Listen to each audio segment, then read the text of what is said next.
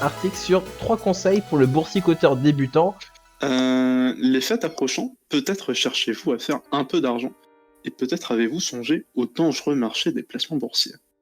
Dans ce nouvel article, Actu économique et juridique, Jérémy se concentre une nouvelle fois sur le domaine de l'économie financière en se proposant à vous offrir 3 conseils pour un boursicoteur débutant. Pour de nombreuses personnes, le mot revenu rime avec salaire. Pensez ça, peut-être une erreur. Un salaire équivaut à votre temps de travail.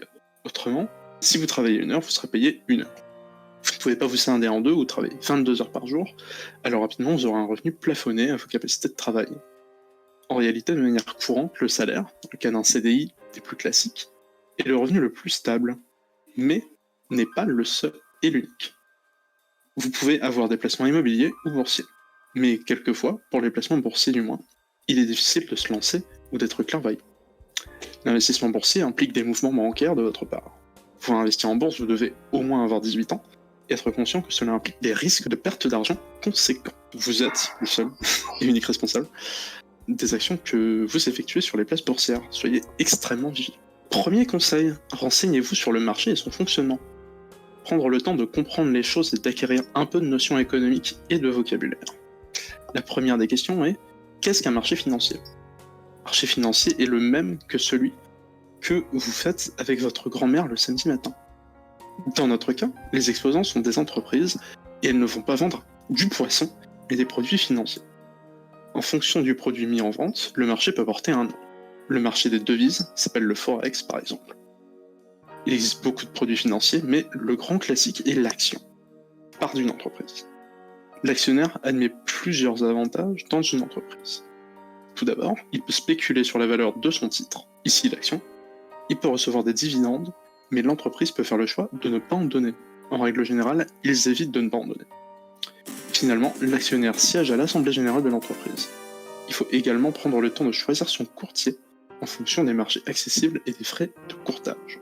Deuxième conseil, prenez votre temps et de la distance. Vous n'êtes pas un trader. Quand vous avez accès au marché financier, renseignez-vous sur l'entreprise pour laquelle vous souhaitez émettre un ordre d'achat, c'est-à-dire vous positionner. Les renseignements peuvent être en rapport avec le type d'activité, son historique, mais également l'historique du produit financier. Certains indicateurs sont là aussi pour ça. La cotation assistée en continu, dit CAC 40, vous donne une idée de la santé de 40 entreprises françaises à l'instant même. Par ailleurs, ne soyez pas trop émotif face aux fluctuations du marché. Une action peut chuter puis admettre une tendance haussière juste après, ou inversement. Après quelques temps sur le marché, vous aurez l'œil pour reconnaître les fluctuations importantes ou non. D'ailleurs, il existe même des outils permettant d'analyser les fluctuations de la bourse trouvables en ligne. Troisième et dernier conseil, suivez les actualités. Il faut savoir être distant du marché afin de ne pas paniquer à chaque léger recul du marché. Cependant, suivre les actualités est une bonne chose. Une phrase d'un président, d'une personnalité et d'un PDG peut faire basculer les tendances du marché. En cas de forte chute, cela peut devenir intéressant à l'achat. Vous devez, en tant que boursicoteur et non trader, suivre régulièrement les actualités des firmes pour lesquelles vous avez des positionnements. En conclusion, ne vous lancez pas tête baissée. Il est de bon augure de considérer que l'argent que vous allez mettre en bourse est perdu. Dans le cas où cela s'avérerait, malheureusement, vous ne serez pas pris au dépourvu. Si vous avez une activité en plus du marché financier, il peut être préférable de ne pas miser sur la spéculation de la valeur de votre titre, mais plutôt sur l'apport des dividendes qu'ils vont vous permettre. Alors Koto, qu'est-ce qu'on a pensé de cet article-là ? En vrai, il est super intéressant parce que il apprend plein de choses pour ceux qui ont envie de se lancer. Il fait pas de la propagande en mode c'est trop bien. Il dit qu'on peut gagner, mais que quand même, faut faire attention parce qu'il y a des risques. Faut se renseigner. C'est super intéressant. C'est ça. À partir du moment où il y a littéralement, il est de bon augure de considérer que l'argent que vous allez mettre en bourse est perdu. Bon, oui, ça annonce. c'est vrai, c'est du bonus total en fait que tu mets. C'est genre t'as de l'argent, l'argent à dépenser et tu fais vas-y tiens au pire on tu peux tente. pas te le permettre, le fais pas. En fait. Exactement. Tu peux pas, tu peux pas vivre de ça. Et puis globalement, l'idée générale de l'article c'est renseignez-vous en fait, par pitié. Bah c'est son premier conseil. En plus, renseignez-vous sur le marché de son fonctionnement et son fonctionnement. Pardon. Suivez les actualités, c'est quand même toujours se renseigner. Oui. C'est toujours rester c'est toujours l'information, c'est plus intéressant. Vous avez fait de la bourse vous ou pas ? Que dalle.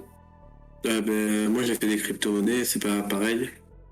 Ouais, enfin moi, il y a une fois où j'ai acheté de l'Ethereum pour le fun, j'ai eu de la chance, il y a eu un pic juste après. Ouais, moi pareil, enfin genre là mes comptes, ils sont Ouais, dans moi le j'avais vert et 50 tout. euros, j'en ai fait 60 euros. Ouf. Non, mais du coup, oui, le côté renseignement, le côté quand même prendre le temps, et c'est pas se dire, ne pas aller se précipiter en mode, j'achète, je vends, j'achète, je vends, j'achète, je vends. Mais d'un autre côté aussi être en mode, faire gaffe quand acheter. Je pense que c'est surtout ça, c'est quand acheter, et non pas forcément quand vendre. En vrai, je pense que si je devais mettre un dernier conseil, c'est genre pas y mettre trop d'argent, genre Ouais. vraiment. C'est le Non, même faut- délire que dans un casino, c'est genre viens avec ce que t'es prêt à dépenser en fait. Oui, il faut pas Viens venir ce que avec t'es ton, prêt à perdre. faut pas venir avec ta thune, c'est ta carte bancaire, c'est t'arrives. Limite, tu fais ton truc avant et tu fais, j'y rentre une fois que je sors, c'est fini.